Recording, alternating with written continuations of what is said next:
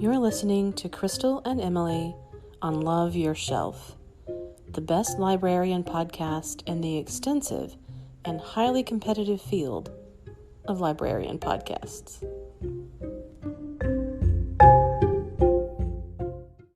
Well, let's see, what is this? Is this 3 or 4? I think we're on 3. So this is Okay. episode 3. And I have a few books that I want to talk about and a couple of things I've been watching, but then I do want to kind of transition into, maybe some holiday stuff if you have any. Sure, yeah. Okay. Yes. You'll see. Teasing. Okay. Not giving anything away.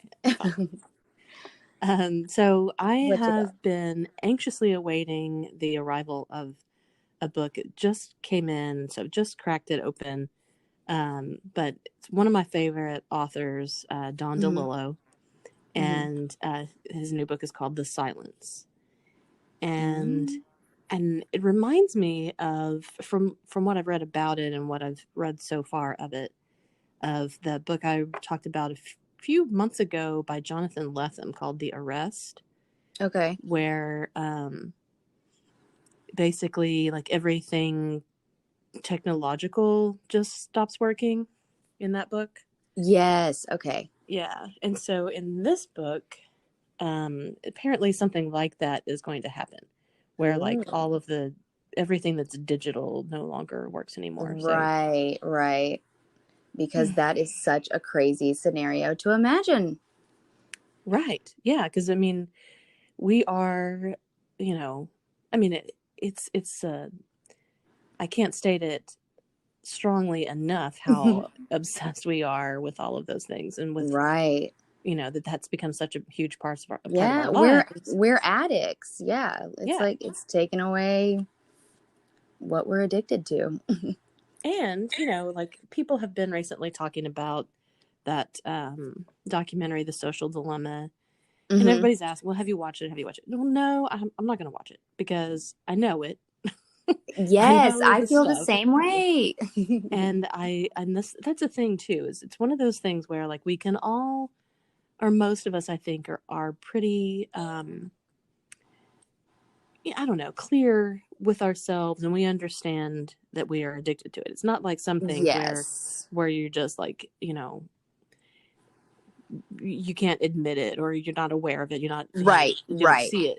We all see it. Yes, exactly. And we all admit to it. Yeah. Doesn't keep it from being an issue. So I don't know what to expect in this, except that it starts with the Einstein quote. That's when he said, "I do not know what weapons World War III will be fought, but World War IV will be fought with sticks and stones." Yep. And so, ooh, get right. Yep. Exactly. Settle in. Wow. And it's a very short book, so some of his other books, he is one of those writers like Jonathan Lethem and like very few others that like David Mitchell is another one, where every book is so different from the others in terms of genre, approach, length even. One of his most famous book is called Underworld, and I don't know how many, 700 pages, something. It's enormous. Woo. Right. And this one is very, very short. And so, I don't know. We'll see. I will report back, please, after I've finished it, but very exciting. Cool. And, another book that has come out that's by one of my much admired authors is To Be a Man by Nicole Krauss. Okay. And she wrote The History of Loves, probably her most well-known one, and Great House. And they are both fantastic. She's a brilliant writer. And this is a book of short stories. I think it's 10 different stories. Yeah. I love a book of short stories.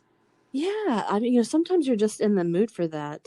When I'm not. Oh, go ahead. No, go ahead. I was just going to say, when I'm having a hard time focusing, a short story is perfect. Sure. Yeah. You can pick it up, get, Yep. finish something and go on about your day. And recently I talked about Cardiff by the Sea by Joyce Carol Oates, which is also sort of novellas as well. So yeah. And a lot of times they don't seem to be held in as high of esteem as the novel, which I think is silly. Yeah, I was about to because say. it's long, it's better. I don't know. Yeah, exactly. I mean, that just summed it up. Yeah. And anyway, so they don't seem to sell as well as novels, but I definitely enjoy a good collection of short stories. Yeah, cool. And another one is by Jenny Offal, who I've talked about her book Weather a few weeks ago. And so her first book was called Last Things. And I'm reading that right now too. And it's about a young woman whose parents are splitting up, and she's sort of pulled between the two of them, which doesn't sound very exciting. No. Not like some of the others. But, well, I don't mean it sounds boring, but it's just, yep, we know that scenario. Yeah, that's something common enough. But she has such a unique voice as a writer, and she also writes things that are really short, or fairly short, and her writing is sort of clipped. I don't know if maybe that's the best word to describe it. She uses short sentences, and it's just sort of paced differently than a lot of other books.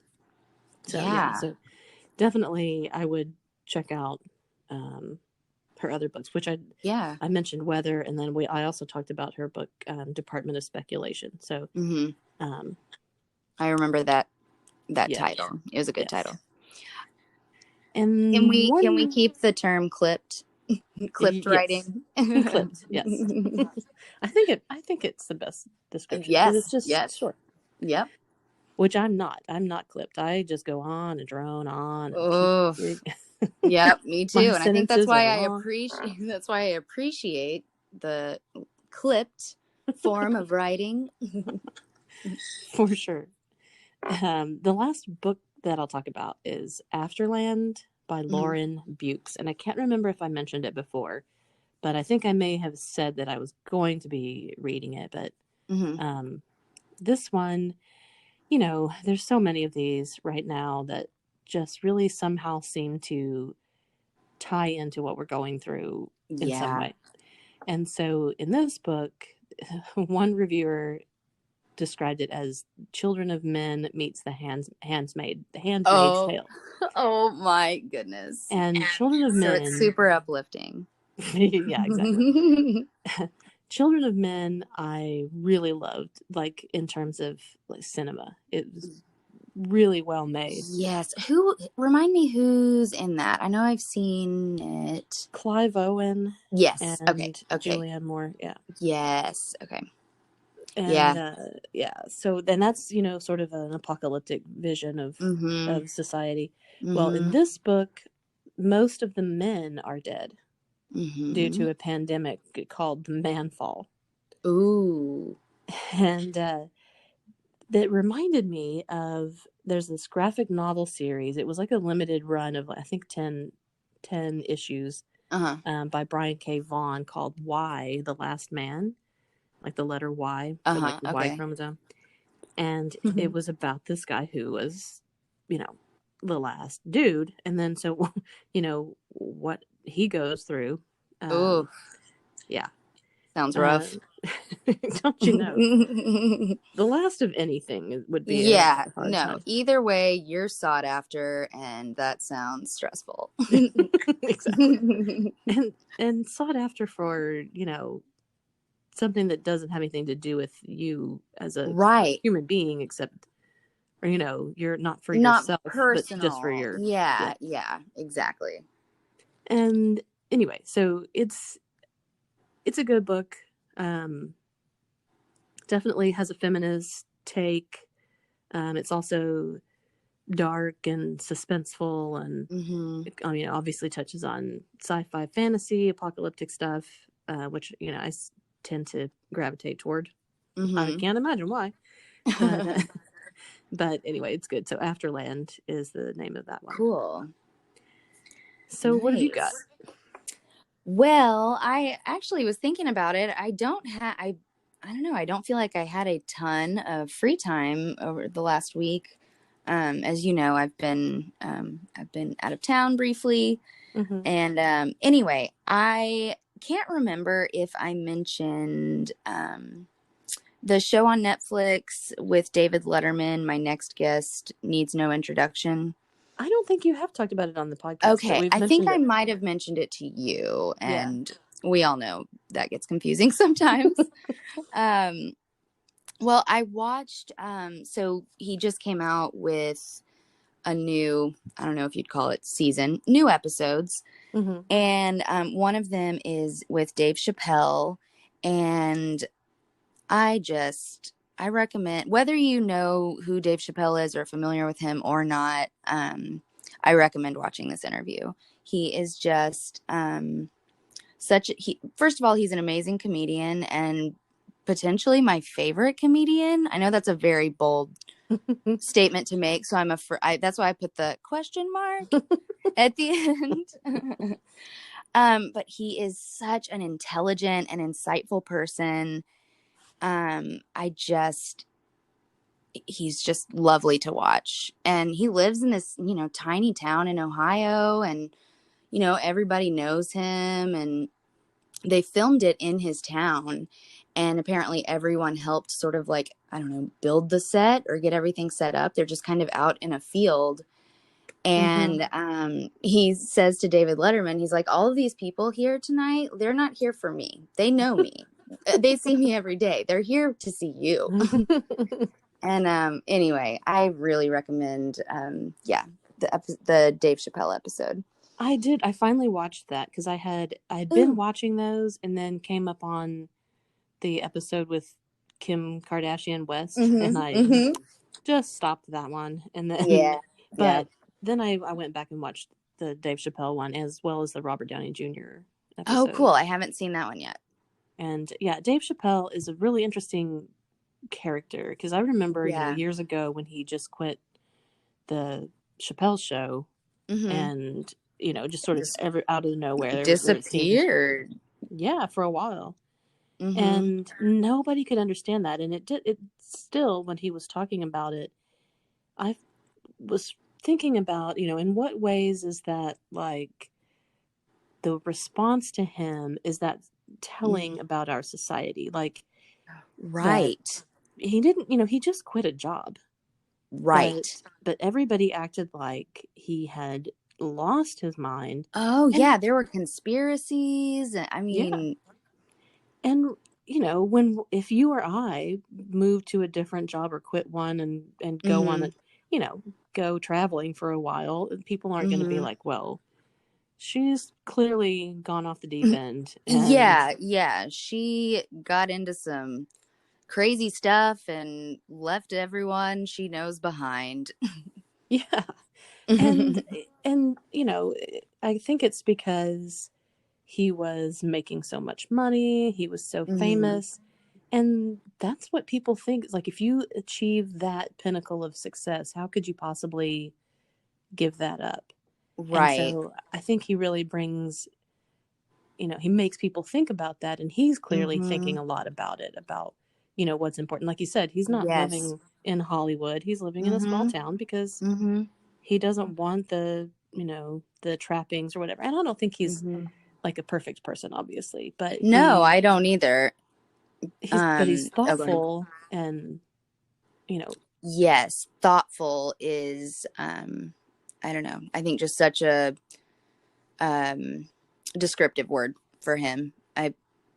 I've seen, some of his stand-up where I feel like he's almost like thinking through a new idea on stage, and just, I don't know, just presents a new idea. And I do think he is a genius.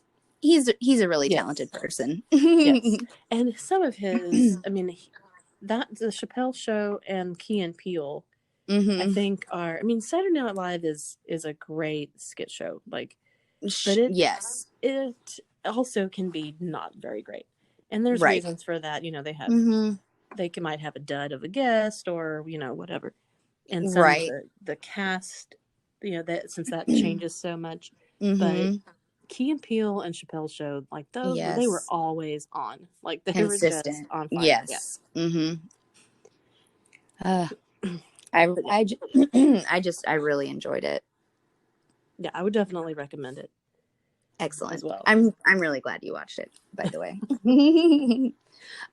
Well, and then, so really, the other thing that I have to recommend is a holiday appropriate movie. Should we wait for the holiday segment for me to give that one away? Yes, yes. Let me. I Okay. want to mention a couple of things, and that's it. Absolutely. Go for it. So I told you the other day I rewatched I Heart Huckabees, Yes. which is a favorite film. I haven't watched it in a long time, and I caught it on Hulu. And it wasn't, I don't think it was a blockbuster or anything when it came out, but I was such a fan, and the cast is unreal. Yeah. And it is so hilarious in sort of a dry, kind of self-conscious way. Yes. That's, they're not like, I mean, it's broad. Like the characters are pretty wacky, but they don't seem to realize that they are. Yes. Yes. And I think that movie just really does have such a perfect balance of wacky and dry. It's hard. I feel like it's hard to pull that off, and that movie does it really well. Yeah, and they're the characters who are so silly as the film goes on. They like, you get to see the more complex sides of them, and yeah. Anyway, it's a hilarious, great movie. If you haven't seen it, it's on Hulu, and just the way that I describe it to anybody who, if they haven't seen it, I just say that Lily Tomlin and Dustin Hoffman play existential detectives. And that's all you have to say. Get in that mindset, existential detective mindset, Right. and you're ready. But then I do have to mention, though, that a few years later, or at some point, it must have been a few years later that I became aware of it, but David O. Russell, the director, has kind of a bad reputation, and he got caught on camera just screaming at Lily Tomlin. Oh no! During that shoot, and there was all kinds of problems. Anyway, that's not good. No, it really colored it for me for a while, so I think that's why I hadn't looked at it since then. But anyway, if you can overlook that, right? Lily Tomlin is a national treasure. She is. How could you scream at her? But I anyway, I know. I want to know, what was that scenario? Yeah, I'm sure you can find the clips of it. Pretty disturbing. And speaking of disturbing, I'm watching The Undoing on HBO. Oh, I've been wanting to start it, but how disturbing are we talking? It's not. I don't know. It's very real feeling, and it's really, it's gonna be, I think this coming weekend is the final episode, and it's only 6 episodes long. Okay. And I, having seen as many movies as we have, and read as many mysteries, you can usually see things coming. Sure. But, and this is based on a book as well. I have not read the book, but the show, at the end of each episode, you completely rethink who you think may be responsible for the shenanigans. I love that. And shenanigans is maybe, okay, it's murder. So shenanigans may be a light term for that. But you crazy kids. That's what that makes me think of. Right. So you're thinking about, okay, this person looks like they're clearly guilty. And then that changes, and oh no, they couldn't possibly be that, and maybe somebody else. Right. And so we'll see. Okay. The final episode has not aired yet, and so again, See how that it. could that could be the make or Mm-hmm. break moment. Absolutely. Okay. Yep. I'm interested to hear next week. Yeah. And then finally, I went down a YouTube rabbit hole because I was reading something else, and I saw that there was a web show, I guess, Mm-hmm. or it was on Vice. Okay. It was it's on the Munchies channel of Vice, and Of they did, course. yeah, because last week I was obsessed with food shows, so this continued on Right. to this week, and there's little short shows, I don't know, maybe 20 minutes long, Mm-hmm. called Chef's Night Out. And it's the exact same format every time. It's a famous chef. Like one time it's Anthony Bourdain, and it's and sometimes they're not super famous, but Okay. accomplished chefs. Mm-hmm. They get their friends together, and then they go out, basically on the town, Mm-hmm. because chefs are notoriously, they go hard at work and then Right. play hard too. Yep. So but then they they kind of not bar hop, but restaurant hop, I guess, Yeah. to places that are open late at night, and they talk about what's their favorite things after hours and that kind of stuff. How And so, and there's a fun. bunch of episodes. It's really good, but it's on YouTube. Cool. That is fun. Yeah. So I don't even know how many of them there are, but I have not reached the end of them yet. So, Nice. Oh, that's a good sign. Mm-hmm. Looking forward to it. I have really quickly, this just made me think of you mentioning YouTube. This is not a show. It's really just a clip from Seth Meyers. Is it Late Night with Seth Meyers? Yeah. My sister showed me, if you need a good laugh, watch this video. Look up Seth Meyers, Maya Rudolph, basket of wigs. And it's just a segment. Yeah. So, they were on SNL together. So they're friends. So, it's already just fun to watch them because they, have a relationship already. Mm-hmm. And he tells her, we have a new segment called Basket of Wigs, and that's O apostrophe, not of. Of course. Right.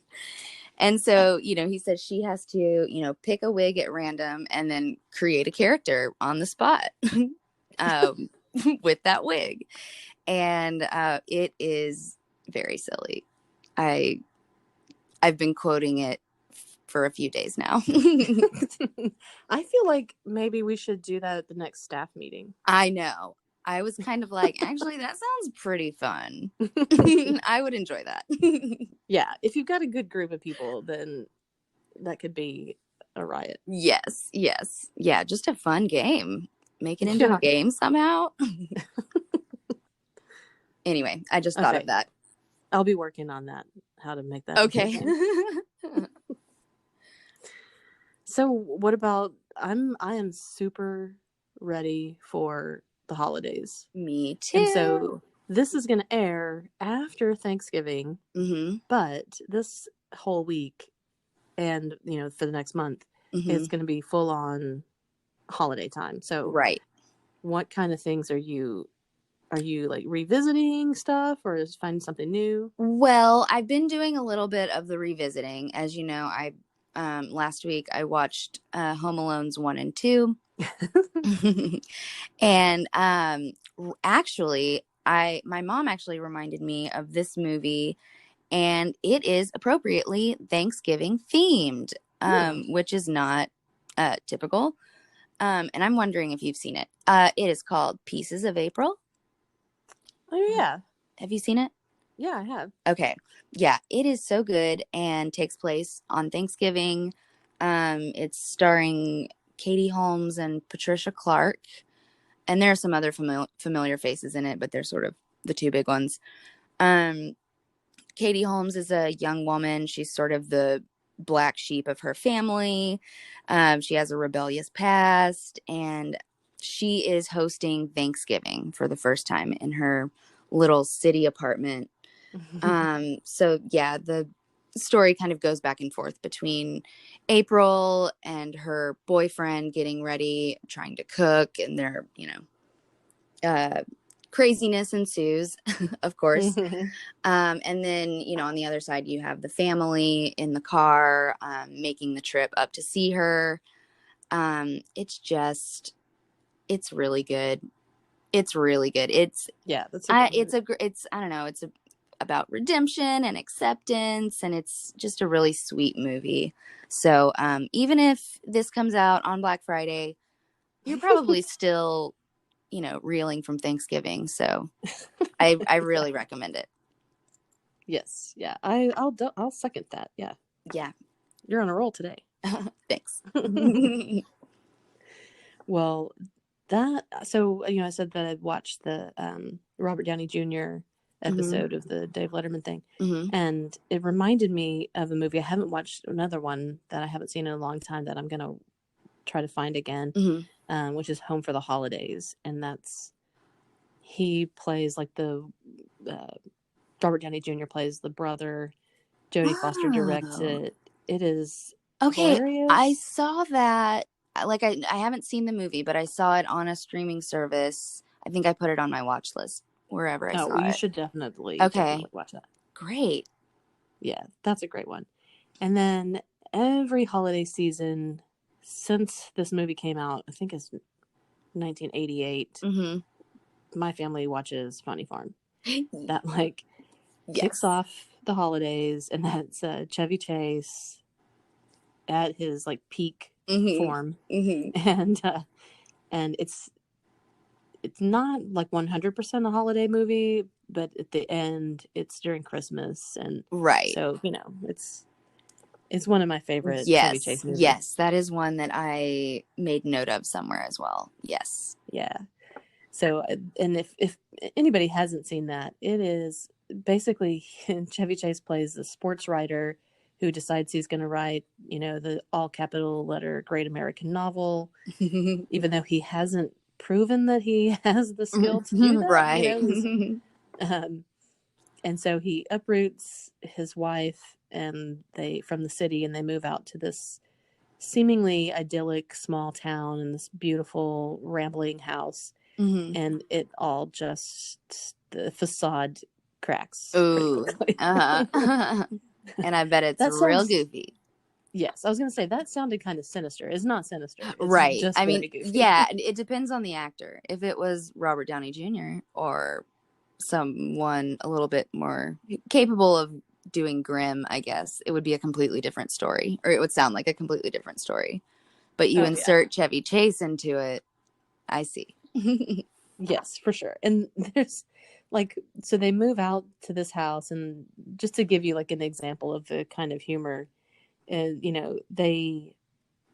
things haven't been working out, and they're kind of stressed out, and they don't have any, the furniture doesn't arrive, so they don't have anywhere to sleep. And so they're just in sleeping bags on the floor. They don't have any food, and I think he asks his wife, didn't we have an apple left over? Maybe.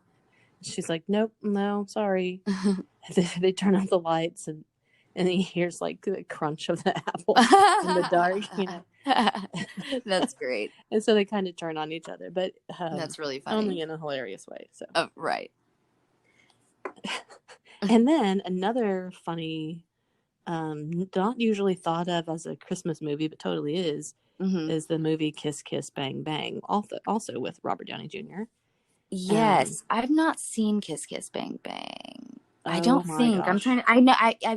I've seen part of it. Yeah. I don't know why I wouldn't have finished it though, because I know it was really good. Continue. Yeah. Tell us about it.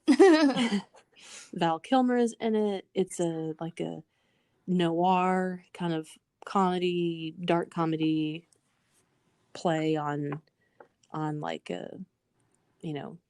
buddy detective type story. Yeah. But it's set at Christmas, and it is also hilarious. There's so many just outrageous things that happen.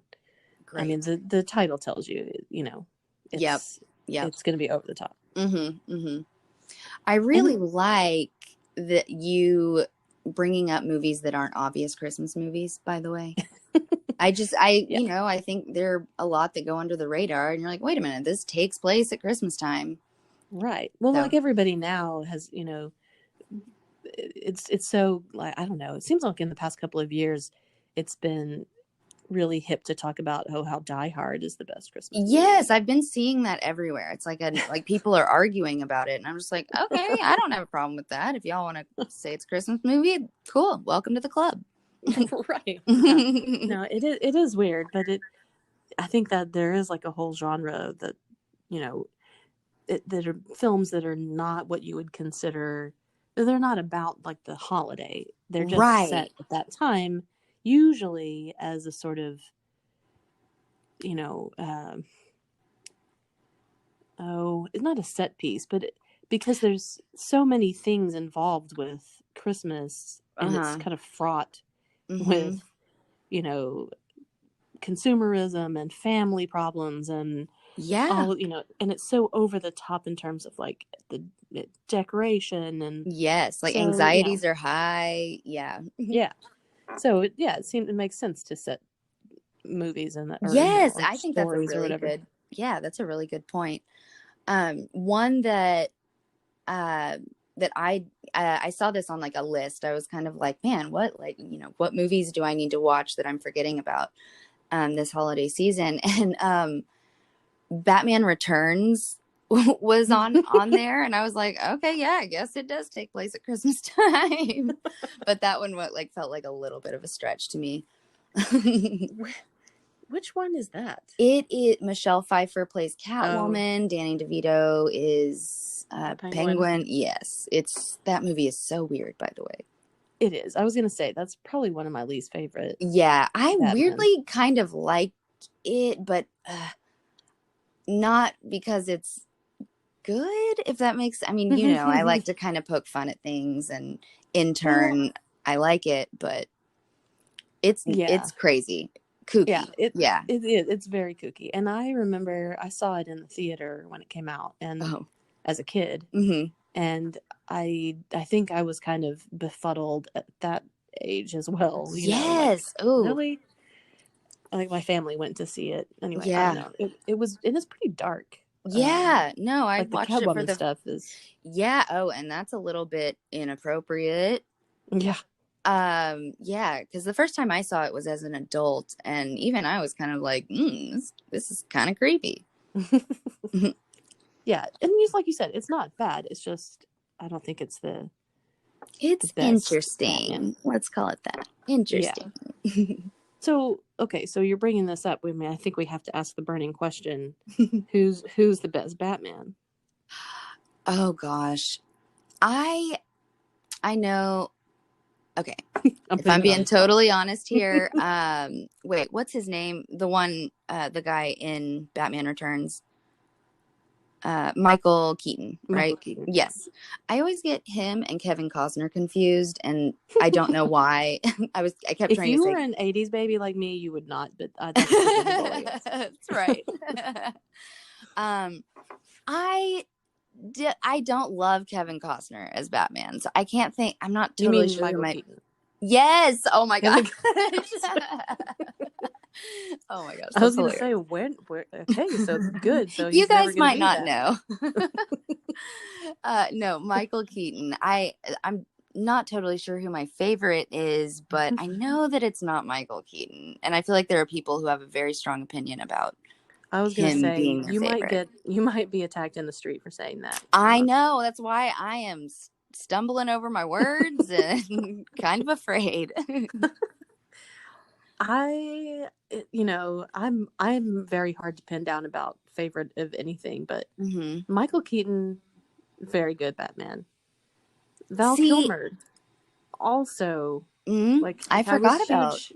Yeah, I was huge Val Kilmer fan back in the day, and Christian Bale is also, you know, See, and yeah, because I think I didn't see any of the Michael Keaton Batmans until I was a senior in high school or a freshman in college when Oh goodness, what was the big one with Christian Bale and the Joker? Why am I blanking on that? It was such a big deal when it came out. Was it The Dark Knight? Dark Knight, yeah. Yes. I had seen that, and so I kind of feel like Christian Bale kind of set the tone of what a live action Batman is. So then, later on when I finally saw the Michael Keaton, him playing Batman, I don't know, it's just so different. Yeah, well, and the tone of the film and those films comparatively is very different too. So yeah, exactly. Yeah, so loaded question. On that note, I really like how that's what this turned into, by the way. Did not see that coming. Well, I'll just have to do that to you at the end of every time that we speak. Like, please, make you rank. Please do. Yeah. Rank something that people like to fight about a lot. Yes. I'm all about it. Yeah. So if anybody out there wants to take us on, you can. You can actually send us voice messages through Anchor, which is where we publish this podcast. Mm-hmm. And so I think that would be hilarious if we got some people to call in and set us straight. I love that. Let's do it. And on that note, I think we can wrap up for this week. And hopefully everybody had a wonderful Thanksgiving or is in the process of having a wonderful Thanksgiving. And we will see you in December. Oof. I know. That's great. That's nuts. Yeah. No, actually, yeah, it will be. Yeah. Oof. All I got to say about that. Yeah. 2020 it's time for it to go. So I'm not concerned about the end of this year. Same. It's just hard to believe. Yes. Well, all right. Well, thanks again, everybody, and we'll see you next time. Bye, y'all. Bye.